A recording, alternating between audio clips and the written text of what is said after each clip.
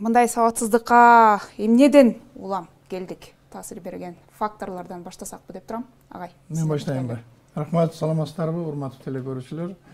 Маселенин суроонун өзү ушинтип коюлуп атканы, мисалы үчүн мен үчүн, биздин жаштагы муундар үчүн бир абдан бир чоң трагедия, нонсенс деп айтат элем. Анткени биз ушундай шартта чоңойгонбуз.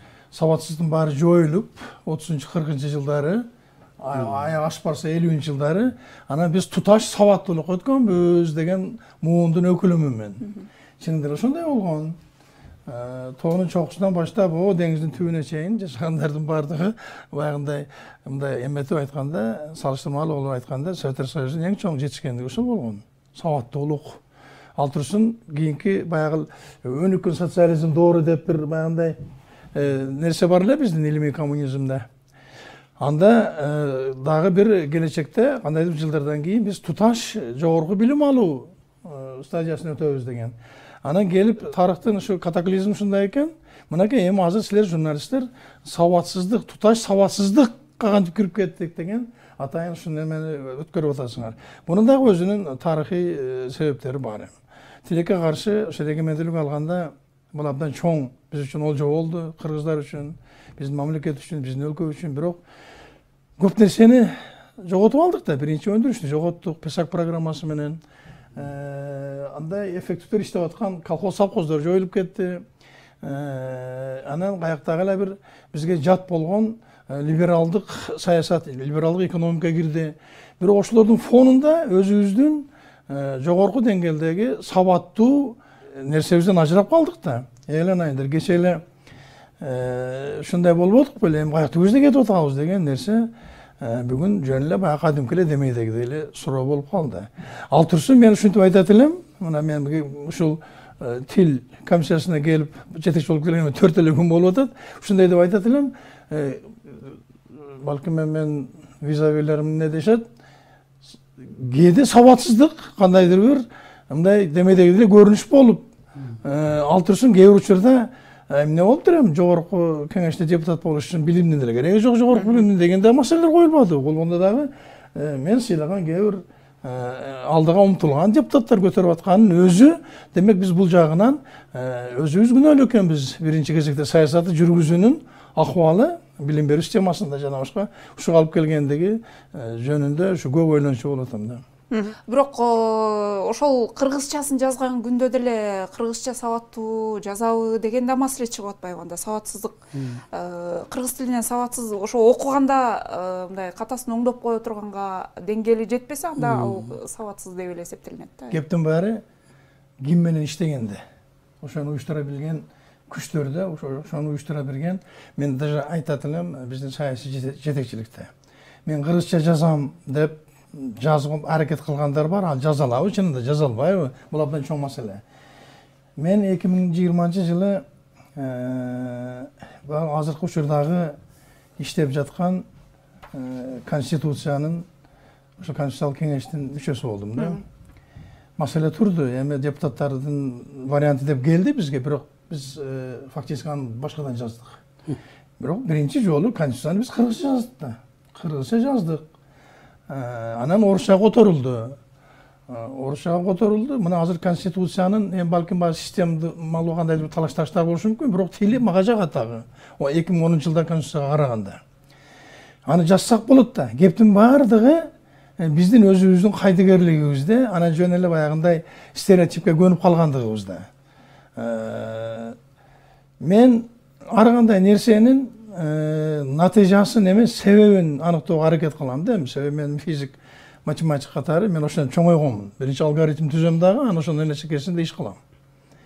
Эмне үчүн биз 90-жылдардын орто чендеринен баштап мектептерди талкалап таштай турган багында либералдуу билим берүү системасына өтө баштадык. Мен бул жагынан абдан консерватор кишимин. Менин эстон досторум, мен ал жерде 8 жыл жашап, ошол жерде илимдин кандидаты болдум, доктордук диссертацияны бүтүрүп келдим. Алар мен эми айын эмес, 2 айда бирден сүйлөшүп турам досторум менен. Алар тескерисинче эстон тилин 2 эсе 3 эсе күчөтүшүптүр. Советтер Союзунан ажырагандан кийин. санарып жагынан дагы, эстон тилинин өзүнүн сапаты дагы. Демек бул жерде ошону уюштура билүүдө турат. А биз эмне кылдык? Биз баягы жат жазуу, дил баян деген нерселерден балдарды оолактатып таштадык. Анткени баягы атың өчкүр жалпы республикалык тестирование дегенди киргиздик. Аны менен такыр башкача мамиле болду. Эми адамбыз да, мен балам жакшы окусун, менин кызым жакшы окусун, жакшы университетке кирсин дейбиз да, ошо көңүл бура баштадык. Аттестаттын кадыр баркын такыр кетирип таштадык. Анын ичинде ошо кыргыз тили жана башкалардын баардыгы бар. Ушундай системалуу катачылыктарды оңдоонун ордуна дагы кандайдыр дагы башка баягындай бир бизге жат болгон нерселерди киргизип атабыз. Ошонун натыйжасында мына келип анан баягы жогорку кеңеш болобу, министрликтердин ортосунда болобу, жазылган каттардын эмне болуп атканын көрүп атабыз, сабаттуулугу кандай болуп атканын. Бир министр экинчи министрге бир 5-6 катасы менен жазып атат.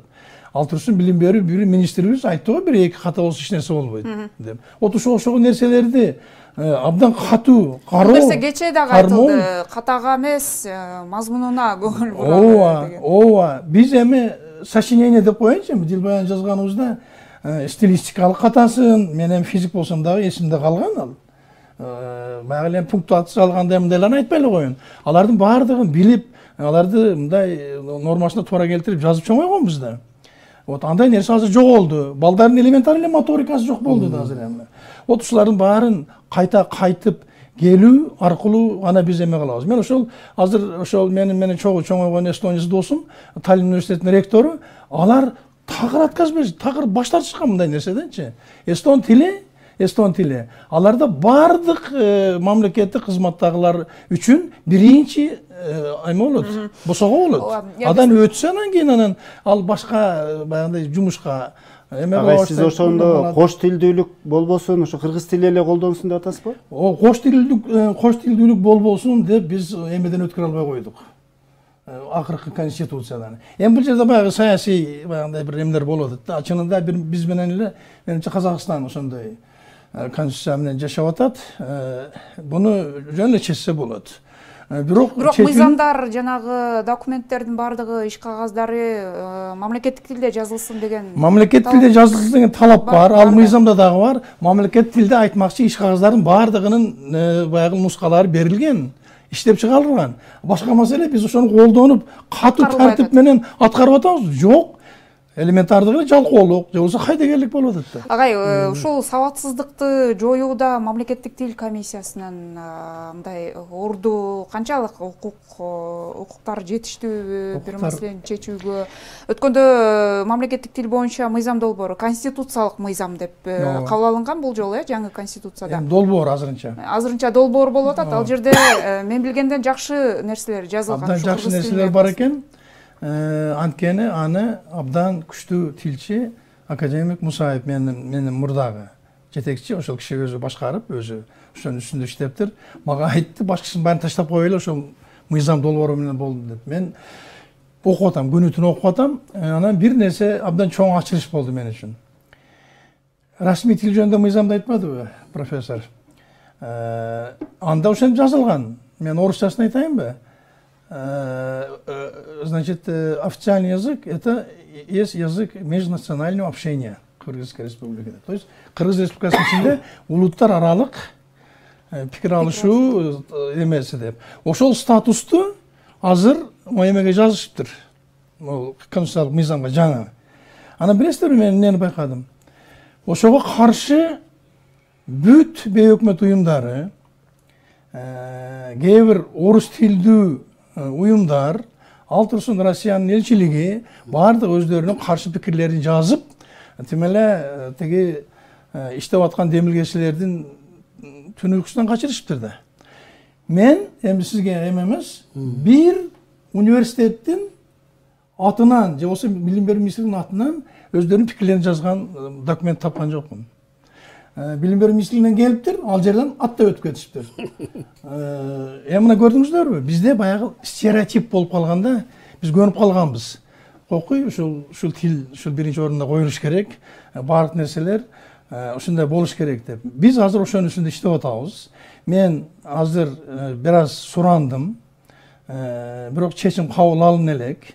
ошол мыйзамды шашпай эле дагы 1 айга эмет узартып бергиле. Анткени баягы эме боюнча, иш пландары боюнча коомдук талкуу деле бүтүптүр. Баардыгы бүтүптүр. Эми мына 2 жуманын ичинде жогорку кеңеш коюлуш керек. Бирок мен ал жерден көп нерселерди көрүп турам да. Ошого билим берүү министрлигине дагы бир жолу чыгайын деп атабыз. Маданият министрлигине, баягы социалдык багыттагы мекемелерге чыгып дагы бир жолу карайлычы. Анткени конституцияга бардык нерсени жаза албайсың. Конституцияга жөн эле баягы магистралдык түшүнүктөр жазылат. Калганын анын үстүнө бул мыйзамга конституциялык деген эме берилип атат, статус берилип атат.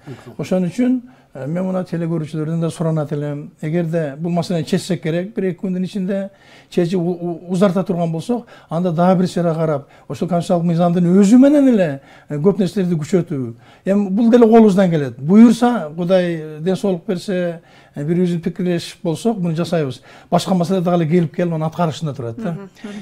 Депутаттар да бышырат. Азыр депутаттар бир топ бөлүгү буга мындай адекваттуу түшүнүп турган көзүм жетип эле турат. Бирок кабыл алабыз эртеге. Анан дагы баягындай стереотип менен жашап калбайбызбы? Кептин баары ошондо турат. Эми бул сабатсыздыкты кантип токтото алабыз, жоёбуз же ушинтип эле уланып кете береби, мындан ары күчөп кетеби? Эч убакта андай болбош керек. Ал жөнүндө ойлобошубуз да керек. Эгерде биз ушундай эле уланып кете турган болсок, анда тилибизди жоготобуз. Эч болбоду дегенде кандайдыр убакыттын өтүшү менен тилибиздин сапаты жоголот. Анан кийин өлкөбүздүн өзүнө коркунуч келет.